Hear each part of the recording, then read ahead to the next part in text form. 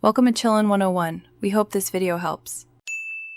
Start by checking your phone and earphones for matching ports and compatibility.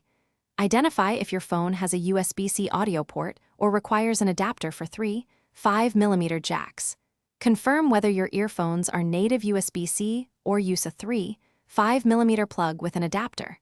Verify if your phone supports digital audio over USB-C, which sends sound without extra conversion. If not, plan to use an external DAC or a powered adapter to get correct analog audio output. Plug your USB-C earphones directly into the phone or use a quality adapter made for audio.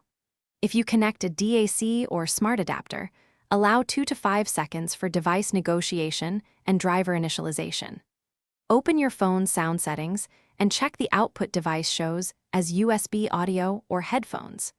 Set initial volume to a safe level and test audio with music or voice notes. Grant microphone and recording permissions to apps if you want to use the earphone's mic for calls. Adjust sound quality using built-in equalizer presets or manual EQ controls in your music app. Increase bass or reduce treble in small steps until the sound feels balanced and clear on each earphone. Consider using an inline DAC adapter for improved fidelity with high impedance drivers and complex audio files.